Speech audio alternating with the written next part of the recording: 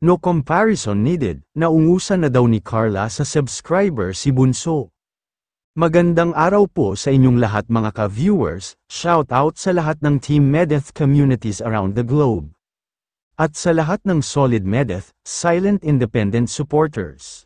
Binabati ko po kayong lahat, paki-like and share naman ng videos natin guys.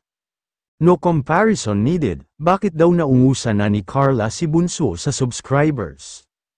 Alam nyo guys, si Bunso kung asan man siya ngayon, lahat ng subscribers niya ay pinaghihirapan niya. Since day 1 hanggang ngayon, alam nyo kung bakit guys.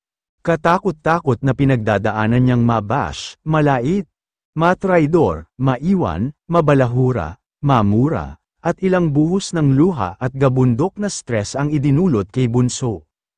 Pati pamilya niya ay nadamay. Lahat ng yan guys na nangyaring pagsubok sa buhay ay pinagdadaanan ni Bunso, lahat ng yan guys incomparable yun sa kahit na kanino. Para sa akin it's way beyond compare, nothing compares kay Bunso. It's worth it, she deserves every subscriber.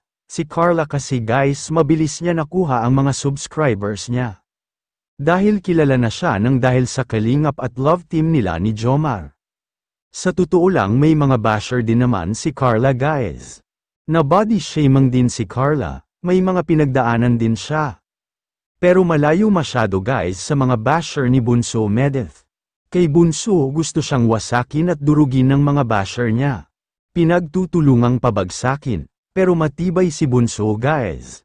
Hindi nagpatinag sa kabila ng lahat ng unos, at bagyo na dumaan sa buhay niya ay pinatatag at pinatibay siya ng panahon. Sinubak man ng tadhana ang career niya lalo na sa social media. May mga prediction pa ang iba na ilang buwan lang ay babagsak. At maglalaho siya, pero kabaligtaran ang nangyari sa kanya. Dahil pinakita ni Bunso na unti-unting siyang bumabangon at tumayo uli.